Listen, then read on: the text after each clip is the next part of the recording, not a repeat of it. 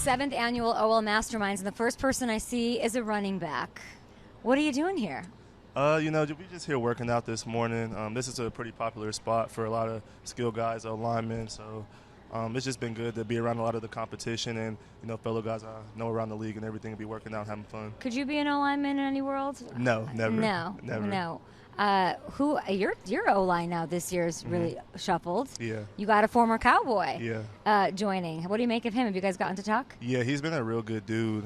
He gives a lot of game, and he always tells me I got them young legs, because when we're in the weight room, I make fun of him about me being able to squat more than him and stuff. But he's been good. He's been a great leader for the team, and he brings great presence to the team. So it's been good to see how he's held the O-line to a high standard. I mean, they're going to help you out. Not that you need it. 1,600 yards last year, breakout season with Trevor Siemian, with a lot of people throwing you the ball, not named Aaron Rodgers. Yeah. And I heard you say last week, I think, that you are going to have a better year. Mm-hmm. Why? Just another year off my knee injury, just being fully healthy, and I had an off season to get better and not just trying to get back to playing football, back to being myself. So I got better. I'm healthier. We have a new and improved team. Aaron's healthy, and we're just ready to go. What did you learn about yourself through the injury? Just how mentally tough I was, and how I'm willing to push through anything for the team. And I think everybody in the organization saw that as well, that I'm willing to play through me being hurt, sore, whatever the case may be. I was willing to play a little earlier than maybe I could have been playing, but or should have been playing. So I just wanted to show everybody that I'm here and I'm all in, and I want to be a New York Jet. I'm willing to give anything for these guys. You can catch the ball. Yeah. You are the best friend of a 40-year-old off an Achilles tear quarterback. Yeah. Describe your relationship with Aaron Rodgers to me. It's been really good. He was my locker mate all last year, so let's stop there. Yeah. Well, what is in Aaron Rodgers' side of the locker? He gets a lot of boxes every day, and he doesn't open them, so they just start to stack up. So between me and him, we both have an extra locker that we just throw our extra stuff in until we want to. What are people sending Aaron Rodgers? He gets a lot of fan mail. He gets a lot of brand stuff, sponsor stuff, and some of the stuff he likes, some of the stuff he's like, but it's just been cool to talk to him and learn about him, his life, how he goes about stuff, the way he thinks about stuff, and outside of football, just about life and everything. So it's been good. Is he neat and organized, or is he on the hoarder side of the spectrum when it comes to things? He's actually very organized, which is surprising to me. You can see he stacks his cleats, how he stacks his cleats, and how he hangs his stuff up. He's actually very tedious about that stuff. Yeah. Interesting. Yeah. How much do you know about ayahuasca now? I actually haven't looked into it that much. I don't talk to him about that. Me and him talking, it's more so we're joking around, and we're actually talking about stuff on the field, stuff like how I would want the ball or how he wants me to do stuff. So our relationship's forming really well, and just the way that we're able to joke around with each other on and off the field has been really good. What's the one thing that you've really learned from him, watching him? Really just perspective. Talking to him about what all he's gone through. And how it's been on his journey, and then I gain perspective that, every day to be out there is a blessing. Is hearing about how he's gone through his injuries, his ups and downs, his trials and triumphs. It's been really enlightening. Is the pressure? What's the level of pressure right now? Because there's this window. You have one of the greatest quarterbacks to ever play, and it's game time right now. Yeah. How does it feel? For me, it feels really good just knowing that I'm servicing him, and like you said, I'm going to be one of his best friends. Just him coming off his injury, and me being the bell cow of the team, I'm going to be getting the ball the most. Other than him, I'm going to be touching the ball the most. So for me, it's just I'm trying to put our team in the best position possible, and then I want everybody to kind of follow. Obviously, we're following Aaron's lead, but I feel like everybody looks at me as well in that same aspect of I'm the best playmaker on the team. So our offense goes as I go. It's hard to follow a breakout with a better year. How are you going to do it?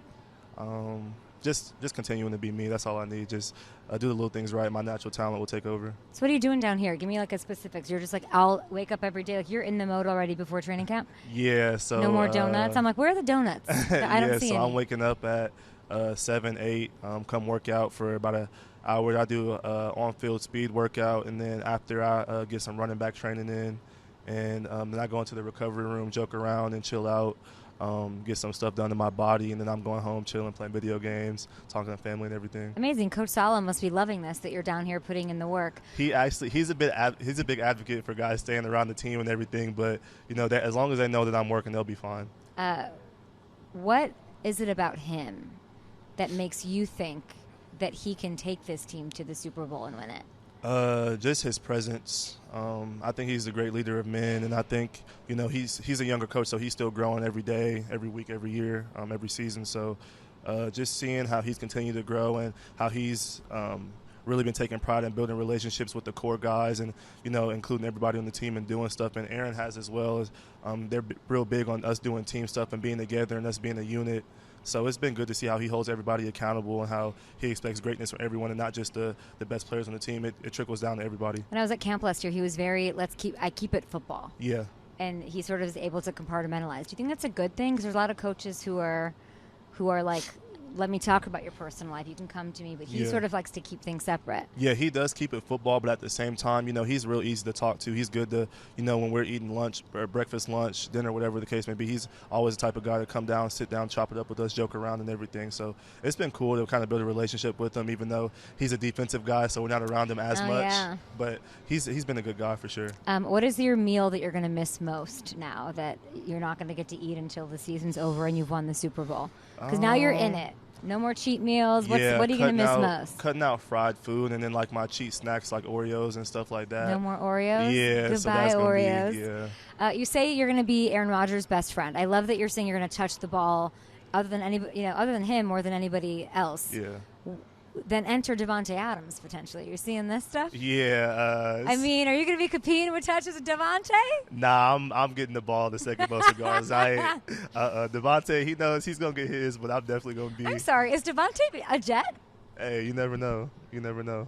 We're always talking. We're always scheming. Listen.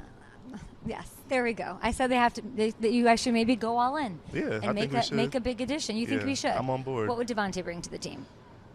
With him and then with Garrett and Mike Williams. I was going to say, good thing you mentioned Garrett. I don't know if he likes the stuff. Yeah, just pick your poison. Do you want me to beat you or do you want those three to beat you with Aaron? It's just pick your poison. Sauce Gardner, I feel like we can't not mention him. Yeah, he's the best corner in the league. Him and DJ are the best duo. And then we got CJ and Quincy, who are the best core linebackers, and we got Quentin, who's the best D lineman in the league, and then we just added Hassan, so with Jermaine ascending as well. So we got a whole squad. Let's close our eyes here. Let's say we bring in Adams. You have off a breakout season. You have a healthy Aaron Rodgers at the age of 40 who has the pedigree, knows he can do it. Yeah. A coach that you say can take us there. What do you need? You're visualizing yourself at the Super Bowl in New Orleans. What needs to happen for this team to get there? The one thing. You're not going to get there without this. We just need our coaches to let us play. That's it. Go out there on Sundays, let us play. You need your coaches to let you play. Okay. Breece Hall, good luck. You're on my fantasy team for sure, getting the ball as much as you do. And I don't know what an improvement on a 1,600-yard season looks like, but Christian McCaffrey, he's coming for you. That's my dog. I love him. Shout out CMC for sure. All right. Thank you, Breece. Thank you. Okay, 3-time All-Pro, 4-time Pro Bowler, Willie Anderson. When am I going to call you Hall of Famer? Willie Anderson. We're just going to dig right into it, Willie. We hope soon. It's a long process, and being a finalist the last 3 years was been a great time going through that. But at the same time, it's also a hard time going through it. But I can't complain about it because there's so many guys that could be in this position more than I am, and to be that close the last 3 years is a good feeling. But at the same time, the wait is just a hard thing that a majority of guys have to do it. So I'm going through it and hope the best for it. Do they give you an answer of why not? No, it just gets down to once you become the 25 semifinalists, it breaks down to the 15, and that 15, your presenter, which is mine, is Jeff Hobson. Okay. Have to go into the room and present with you. And from that 15, each player has to get 80% of the vote. So it's a hard deal because guys are in there fighting for their guys. And I heard good things last time from some voters in the room that I was close last time. I think that the whole key is to get to that 7 and 8 range. I heard I was in the 7 and 8 range this year. So hopefully next year, never know though. By the next time I see you, I feel like we'll be saying future Hall of Famer. We hope so. It's been 18 years since there's been a right tackle. We looked it up. Slater was the last one. Been a minute. What? Is there a weird bias against right tackles? What's going on? I think it's changing now. I think it changed toward the end of my career. I think you see guys like Lane Johnson's over here, who's a Hall of Fame offensive lineman. I think in the 90s, 80s and 90s, the perception with what Lawrence Taylor did on the left side, everyone threw all their best rushers over that side on the quarterback blind side. But by the end of the mid-90s to 2000s, teams were putting rushers everywhere. And I think the blind side now became defined as where the quarterback's head was turned to. So if my head is turned to the left, my blind side is the right tackle. If the right tackle wasn't important, why does Strahan and Reggie White have all these damn sacks? If it wasn't important. So, it's well said. you know what I mean? So I think now teams, the media sees it now that the rushes can come from anywhere, and both tackles are now just as important. What would it mean to you to be that first right tackle in the Hall of Fame in 18 years? It means a lot because a lot of guys are betting on it. Like, Lane Johnson is waiting. He tells them that every year. Do you guys talk about it? All the time. I trained Lane a couple of times down in Oklahoma, and we talk a lot on social media. And he's hoping every year, when the list comes out every year, Lane's the first one to post Willie Anderson on the comment list. So he's definitely cheering for it. Guys like Mitch Schwartz, a lot of great right tackles that I think the media had a bias because they just didn't understand the importance of the guys we blocked over there with some of the best rushes of all time. And the whole blindside thing got taken out because of the movie, and it just got pushed. The right side guys got pushed away. You think the Blindside movie Absolutely. had an effect on your Hall of Fame bid? Absolutely. These kids here now, you got some kids who are 18, 19 years old that would tell you, because I train kids out of my academy in Atlanta, I only want to play left tackle. And I say, well, go look at what Penei Sewell's contract was for the Detroit Lions this year. That was $100 million contract. So the kids and their parents, because of the media push of the blindside left tackle, is a huge deal. But they don't realize guards are getting paid crazy money right now. So it's definitely changed for the better, I think, because all the linemen, they're coming from everywhere now, these rushers. Right side, right guard, left guard, over the center, everywhere. You helped Corey Dillon break 2 NFL rushing records, Jim Brown's rookie single-game rushing record and Walter Payton's single-game rushing record of 275 yards. I think Corey Dillon, people get mad when I say this, they say I'm biased, but I say all the time on social media, if you give Corey Dillon a passing game, just a solid passing game, he breaks more records than that. I mean, the guy faced, there were games, I have film to show people on social media, there were games he faced 10 guys in the box because no one was scared of our passing game. So Corey didn't get a chance to play with Carson Palmer. You know what I mean? They had a passing game that we had later on in my career. You know, he was our offense for years, and he faced it with no passing game. That game against Broncos, we had 35-yard passing, I think, the entire game. And he broke the NFL rushing record on 22 carries. His first 8 carries were for losses. So imagine if he had today's spread offense with a great quarterback, and we saw what he can do versus with Tom Brady. He had 1,600 yards, went to the Super Bowl. Easy. So I think Corey Dillon is definitely a Hall of Fame running back. It's sad he's not mentioned in amongst the greats. And underrated, yeah. He's definitely underrated. Underrated. Cincinnati's going to love to hear that from you. What did you take more pride in?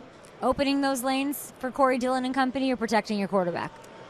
That's a great question. It changed. Like in the mid-'90s, the league was a running league. So everyone took pride in getting 1,300-yard rusher, 1,400-yard rusher. That was a pride thing to be as an offensive lineman. But, once we signed Carson to that $100 million contract, the whole objective changed. Protect Carson at all costs. And I think the league changed. You started seeing rushers that were dynamic. The first time I saw a rusher who was 6'1" running a 4.5 40 was Dwight Freeney and Robert Mathis. And I tell Rob all the time, Rob hit a move on me that I had never seen in my 10 years of football because all the guys I faced were 6'5", just monster guys. And here come him and Freeney just running past guys and dipping and spinning.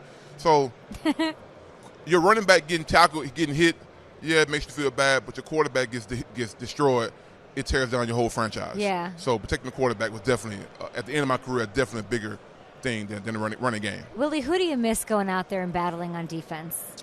Against? I missed with my guys. My linemen, I had some really good linemen, some great offensive line guys that helped me out throughout my career. No, but I'm talking like on defense. Which battle would you love to get a shot at? Anything in the AFC North. Nobody specifically? Players, not really. Yeah. Here's a guy that folks may not know, Aaron Smith. Okay. For the Pittsburgh Steelers. Aaron's an underrated D lineman. He played in the Pittsburgh 3-4 defense. He didn't get a bunch of sacks, but he was, as any Pittsburgh Steeler, Mike Tomlin, I said this a couple years ago too, Aaron was the key to the whole defense. And Aaron was an underrated defensive end. He was a run gap first guy. He and I had some battles. And after the game, he and I would both tell each other, hey, man, when it comes to Pro Bowl voting, I'm going to vote for you because we both were underrated guys, early on in our careers. And Aaron was a huge cog for the Pittsburgh Steelers, but he didn't get the national recognition because the spot he played didn't get sacks. It was a run-oriented defense, and he stopped the run. And I couldn't move Aaron to save my life sometimes, what I mean? And it was a battle. My last game against him I was playing for the Ravens, the championship game, the Ravens for the Steelers in 2008. It was just a battle, just an unbelievable battle that we had. Aaron Smith. So. Why is it important for you to be here today? When I asked you who you missed, you said offensive linemen. There's a sense of community, the brotherhood, all of that. Definitely. But you're going to get worked here today. Yes, You've got hundreds of offensive linemen of all ages and pedigree who are going to be – I'm scared to leave. You're going to have a line to you asking you a million questions. Why do this? Why do you want to do this? I've been doing the last 6-7 years with my academy, the Willie Lineman Academy out of Atlanta. And I came here 2 years ago with Duke. Duke and I started together on the Nike circuit, doing the Nike high school camp circuits. And we actually talked about this idea 5 years ago. And he and Lane came up with it and did a great job with it. So the community of O-linemen and coaches it's a small community, a tight-knit community. And usually most clinics are coaches ran clinics. Okay. This clinic is ran by players. And from the player's perspective, and I think a lot of times as a player, this position is the only position that gets kind of overlooked. When you play the game as a player, sometimes the view is that you can only play it and can't coach it. Like every other position can do it. Quarterbacks can be quarterback coaches. You see very few great offensive linemen go into the coaching world because sometimes perceived that, he only was a great player. But this clinic right here gives the players a chance to have a voice of their problems, their issues, that sometimes, coaches can't give. And sometimes coaches can give you directions, but coming from former players who are these current guys are going through it right now. He and Lane Johnson talked to the guys over here just minutes ago. It's a great deal, man. It's a whole big deal. You and Lane are clearly very close. I find Lane to be, in 2024, one of the most fascinating players because he's in this part of his career, and now he's playing without two really important pieces that were really important to him personally as a man, and Jason Kelsey and Fletch, and he's still got BG there, and I understand that. But after what happened last year with the wheels coming off and things just not clicking, with where he is in his career, I feel like his role is going to evolve this year. I think he's going to step up as a bit more of a vocal leader. What advice are you giving Lane as he approaches this 2024 season with the changes? Well, I think Lane's been there already. Like I know Kelsey was a clear-cut leader of that offensive line, but I think because of the limelight and how good Kelsey was, folks didn't realize that Lane's been doing these things with young players for the past 5-6 years. I mean, guys call him all the time. Like this, Masterminds. Yes, he can't. This is his idea. So his role now, this kind of stuff right here only helps his role with his team because every great offensive lineman becomes an old offensive lineman. You know what I mean? And hopefully your team keeps you there for the long run to let you be a part of the transition and the changeover so he can come in and help. In Lane's mind, he still has 4 or 5 years left to play football. 100%. I can tell, and he does. Definitely. He's in great shape. I mean, he's in great shape. He's the best. Great shape. So I think in his mind, he still wants to play at a high level, but at the same time, he's going to be the older guy, the older dad on the line. That's going to be the guy, the go-to guy for those NFC East battles that the young guys going to turn to for inspiration. I think he's already up to it already. Love that. How many offensive linemen would it take to lift this car? A lot. How many? 15. 15? To lift it? To lift. That guy's not Superman now. Willie. Quarterbacks think you guys are Superman. And there's a quarterback who I love named Joe Burrow. Of course. We all love. And he needs to stay healthy. Yes. How are we going to do that? They lose DJ Reader. Big loss. They bring in Trent. Reshuffle in that right side. Big game. What do we make of it? I think O-line coach Frank Pollard's been doing a great job, in my opinion, the last couple of years. I think people sometimes look at sacks and don't look at sometimes they're quarterback fault, sometimes they're lineman fault. I saw a line last year gelling for the first time at certain instances, and I think this year with your entire left side coming back, your right tackle coming, your right guard coming back, center coming back, and add Trent Brown there with a young kid behind him, I think it'll be the best line they've ever had. Why wasn't it gelling last year? Willie, let her rip. I need to know. So one of these guys don't play preseason games anymore. Now I'm gonna sound like the old guy. My time, I hated preseason games, and our coaches forced us to play the whole freaking games. You know what I mean? So not playing games early on, I don't get it. I wish they'll play some, but I do understand the risk factor. I think sometimes as a lineman, your timing and rhythm with your quarterback, where he's going to sit up at, if he's not in the lineup, you're not playing with him the whole time. That stuff hurts. And I live in Atlanta, Georgia, and they're wondering right now if Kirk Cousins is going to be ready to play preseason games because, these teams who don't play these guys early on struggle during the season. Now, sometimes it don't. I think for the Bengals need to play those guys early on to get that rhythm and to get Joe in the rhythm. So you'd say the reason it wasn't quite what it needed to be is lack of reps, just lack of reps with Joe. Joe wasn't playing, in the preseason that much at all, and some of the linemen didn't play at all. Yeah. And their first live action was the first game of the season. This is Burrow's 5th different starting tackle. Wow. On the right side in as many years. Do you think that we as a media group, as just football people, underreact to how important consistency is at that position? I think so, too, because everything is quarterback related. I mean, the quarterback drives everything, and I think sometimes people – there were games last year that I thought the line played solid. And if you watch social media, the line's terrible. And we as players know, and we watch film and see, and sometimes Joe being Joe, the great players hold the ball sometimes.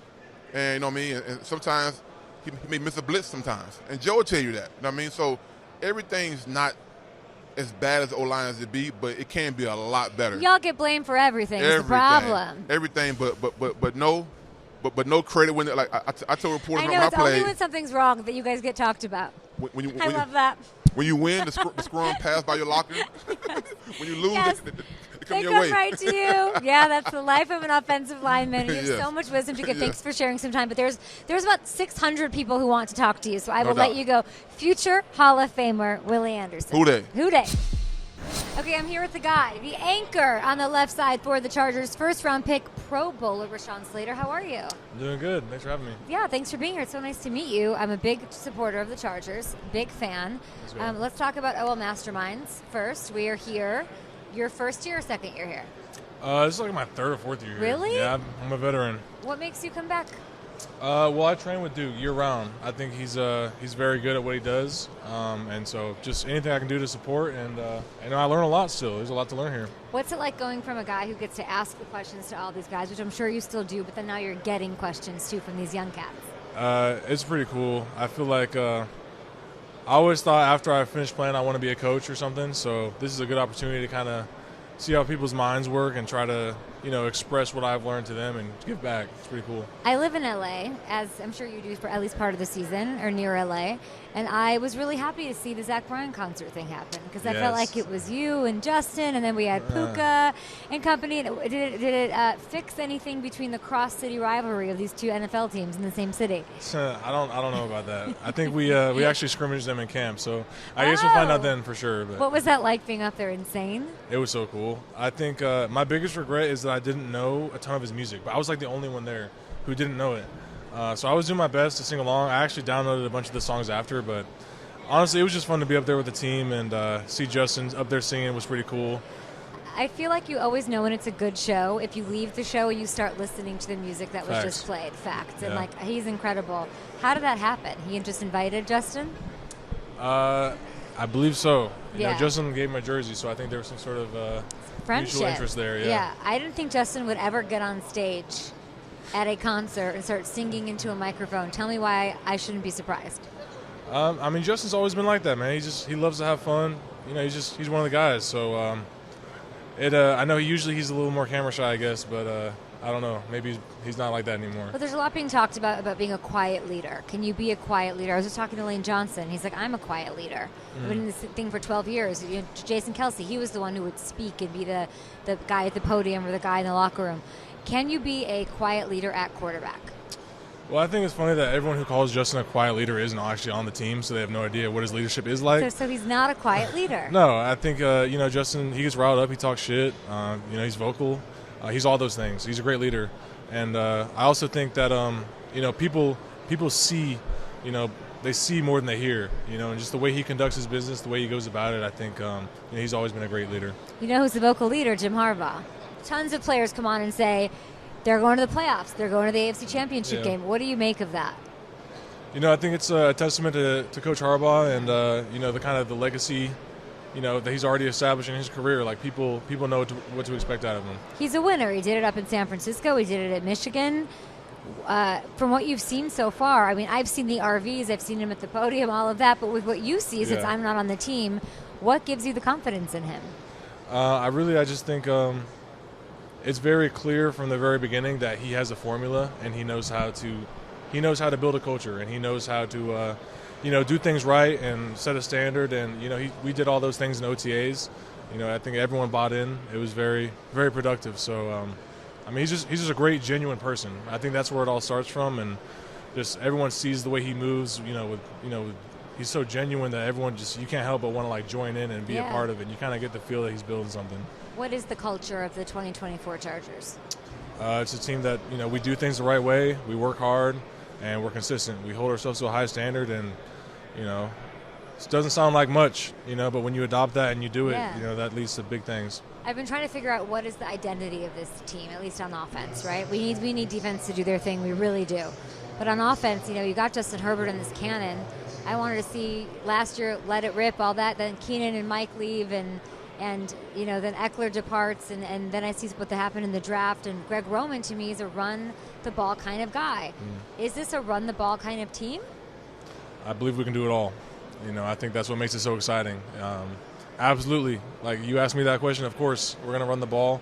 That's what we O-linemen get fired up about, but we also get fired up about, setting back and protecting Justin and watching him throw bombs. So I feel like, we have the possibilities are endless. Well, for you, the possibilities are endless, too, because, you've played all year hurt. How did you do that? You were on a high ankle sprain? Yeah, that's just the NFL. That's how it goes. As long as I'm able to be out there, I'm going to be out there, and it's just no one cares. Not everybody plays on a high ankle sprain. You just adapt and you go. And how are you feeling now? I feel great.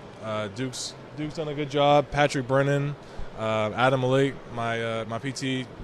We work hard out here, and I feel really good. Harbaugh comes in, he makes changes, sets his agenda, his culture. What did it mean to you as a man for him to say, you're the guy I want, you're here, and for you to sort of feel good about where you stand with the team? It's you expect it. I work hard, and I expect to be treated a certain way, and it's the same thing. It's like mutual respect. Like, we both see the way each other works, and it's just there's no anxiety about it. It just kind of is what it is, and I'm just fired up because he's such a genuine guy, and from the get-go it was clear, and I'm very excited to go to work with him. OL Masterminds is all about community and the offensive linemen coming together, learning from each other, making each other better. What's your offensive line like right now? Do you feel, maybe from 0 to 100, how gelled are you? I'd say we're pretty up there. Your face is kind of saying it all. This year, we just have fun together. It's a good group. We've been together all now for a few years. Are we seeing this face about this chemistry with his O-line? You really, I'm just fired up, Yeah. We got a good group. What do you mean by that? Tell me. We just all love ball, and we all, we get along with each other, and we have a good time playing ball. And I think when you have a good time, it just makes you play better. Alt. Yeah. Where's Joe Alt? Why isn't he here? I believe Joe Alt's a great guy. I think Justin Herbert has his softball invitational, his charity softball game this weekend. You're missing that for this. That just shows all the love for Duke in the world. It breaks my heart that I can't be there with Justin, but I think Joe's there. How is Joe? He's great. I love him. Yeah, so he's one of those O-linemen in that group that you really get along with. He's coming along. The chemistry is great. Immediately he gelled. Yeah. He's a great guy. He works his ass off, and I think the sky's the limit for Joe. Your dad, Reggie Slater, played in the NBA. You stopped playing basketball, I believe, in middle school. Is that true? I did, yeah. Okay. Do you think you could have gone pro? No, I could not have gone pro in basketball. Because I just, that's not me. I'm 6'4", and I'm that's just not me. I don't possess that kind of agility and whatnot. My dad was actually very heartbroken when I quit, but I think things worked out the way they were supposed to. And yeah, I'd say so. Yeah. I'd say they're pretty good. Have a good year. Kill it. Thank you very much. Thank you. sitting next to a Hall of Famer and owner of 5 Super Bowl rings. Charles Haley, where are they? They locked up in a safe. Really? Yes. Flash them things. No, Walk girl, around them with diamonds are, blind people. They blind people. We were talking about the Hall of Fame versus the Super Bowl rings. You said I earned those. 3 with the Cowboys, 2 with the Niners. Let's go. Yeah, well, the reality is that 11 guys got together and we played and we earned those. We beat the other team to get it. The Hall of Fame is, it's 60, 70 media guys get together and say, oh, well, he should go in. So you don't earn that. They give you that. So a guy like Torrey Holt walking around here, he still wants to get in. Is it sort of what's your message to him? It took me to that last round before I became a senior to get in. And if you look at my body of work, I should have got in earlier. But when you get in, you're in. And I don't worry about how long I was out. I just concentrate on me being in. And Torrey just got to understand that at some point, people are going to value what you did on the field, and then you'll be able to get in. If there was a Hall of Fame for ex-NFL players golfing, would Charles Haley be in it? No. No.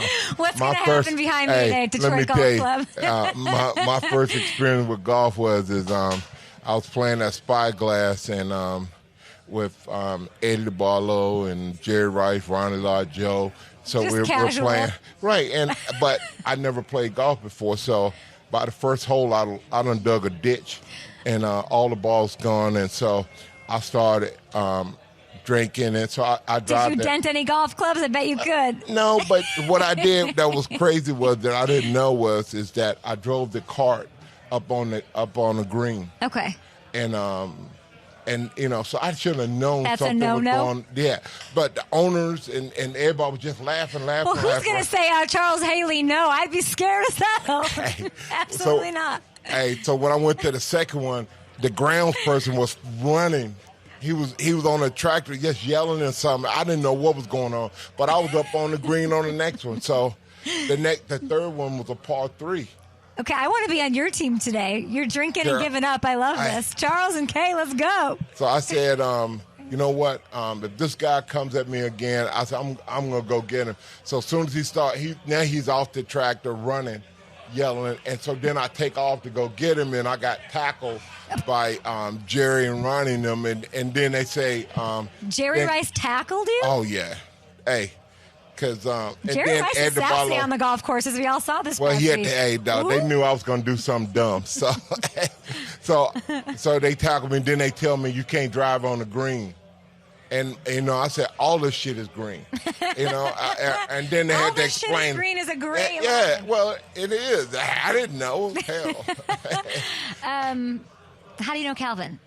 I met Calvin at the Hall of Fame. And we got to talking, and we had the same goal when it comes down to education, especially in the minority community, because education is mobility. Mm-hmm. Education is power for minorities in poor areas because they get a chance to vote. So I do a nonprofit that does education for elementary kids and in the ELF schools, and we try to transfer those schools into miniature private schools. So it's amazing. His love for education and my love for education. We met, and then we hung out at the thing. We fell in love with each other, man. What's not to love about Calvin Johnson? And it is beautiful. Hey. His foundation, backpacks, scholarships, really helping education happen in those communities. Yeah, hey, he's about winning. He's the best. He's a winning attitude, and he doesn't understand what failure is, and that's what's impressed me the most. Yeah. And the other thing that I love about him is that he walked away from the game because of his health, and I had to walk because of my health. But while we were there, we were men playing with boys. Oh, I love that line. And you were. Well, we had fun at it, you know. You had fun. You're smiling. You seem like a very positive guy. Not a lot of positivity around the Cowboys. Hey. The off-season free agency draft period. Are you going to be this beacon of positivity for this team right now for me? I'm not going to be nothing. Oh, no, Charles. I don't. It's hard to imagine this year coming up. The only positive thing is that they put people in front of them to protect Dak, but they didn't put the weapons around him to make him more efficient. And what kind of weapons does he need? I thought they would go out and get a big. My thing is, you need a tall receiver. For that 50-50 ball, you just throw up third down. You need a Calvin Johnson, Randy Moss. Right, yeah. 3rd and 5, you just throw it up. And, hey, 50-50 ball, and most DBs are under 6 foot. So if you get a 6'2", 6'3" guy, hey, you're in good hands. What are you saying about CeeDee Lamb?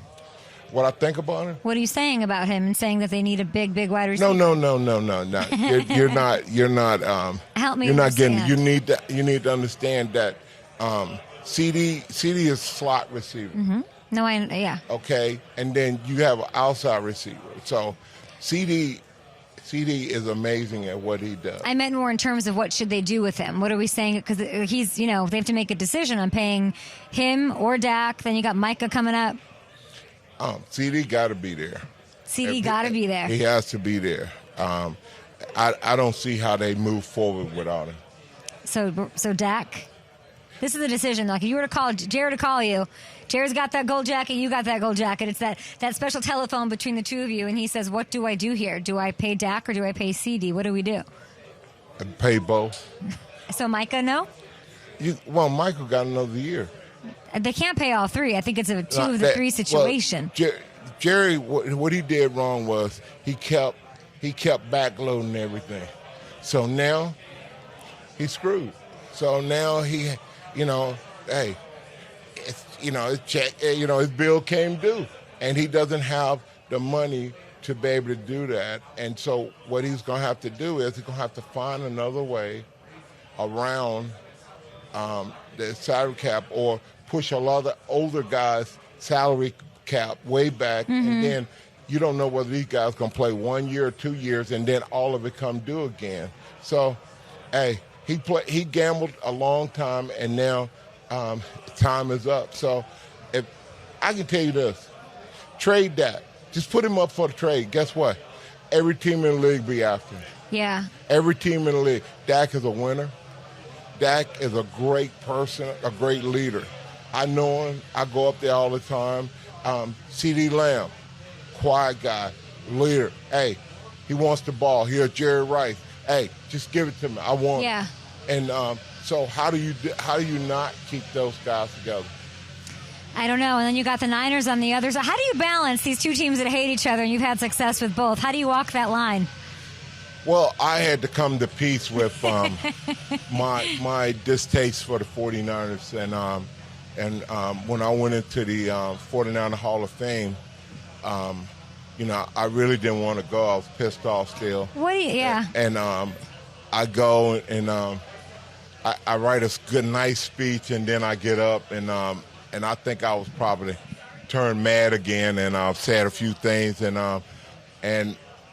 when it was over, Jed got up talking, and as he was talking, I just got up and ready to leave out, and Jed yelled. He said, "You know what? It takes what it takes for guys to get to a point where they can see the other side of it." And he told me, "Hey, if I were y'all, wouldn't leave because something special." So they brought a Michael Jackson lookalike in to perform for me because I'm a Michael Jackson from Vegas. They did.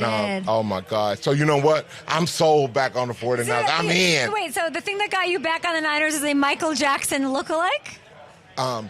They took. Well done, Jed York. Well, hey, that's the whole thing. What is? They took the extra step to make sure that I understand where their passion was, and that they wanted me to be a part. Yeah, I like their culture up there right now. Yes. Do you think they have what it takes to get off the mat again?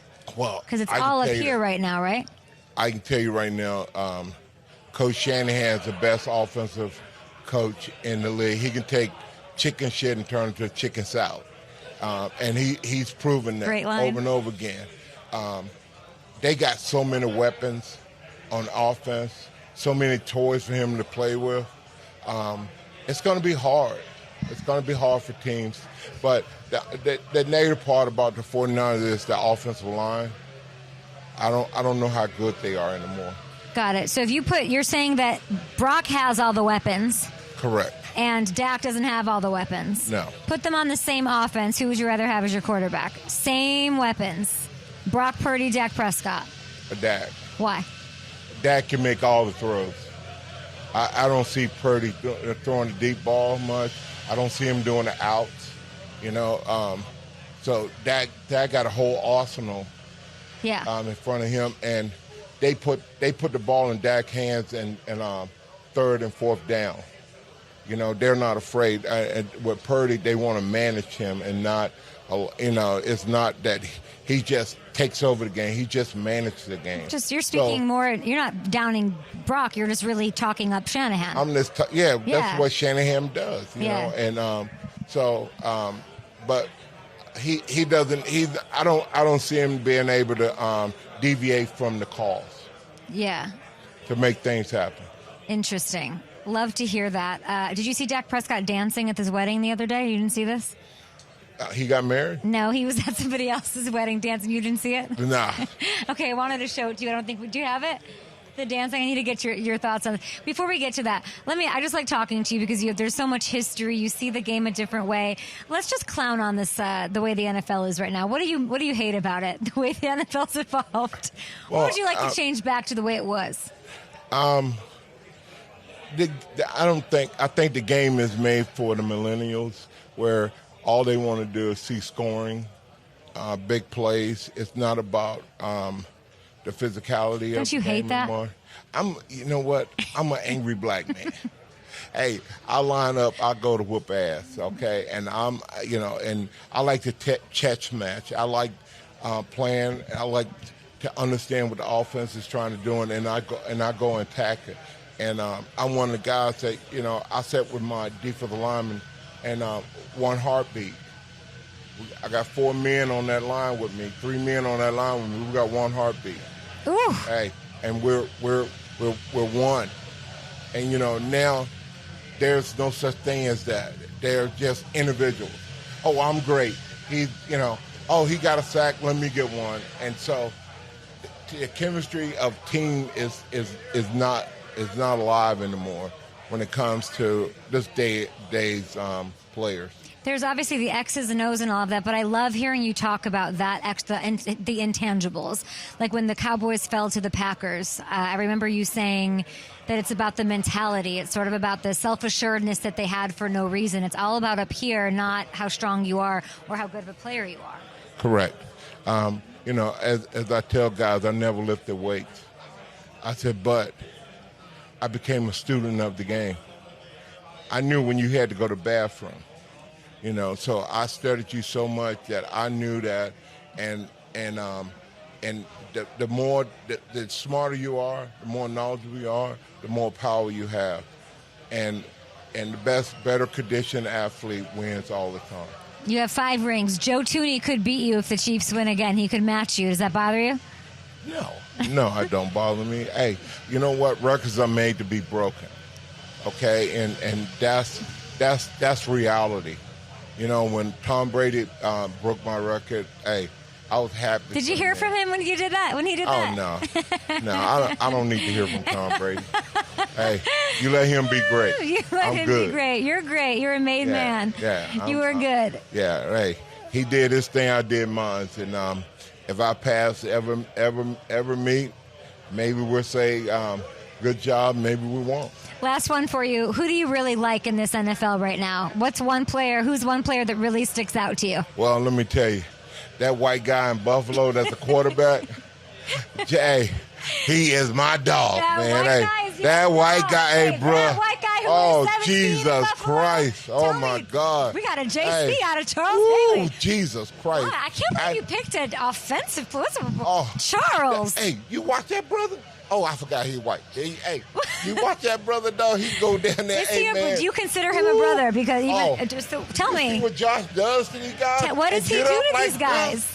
He runs over and get up like this on him. Woo!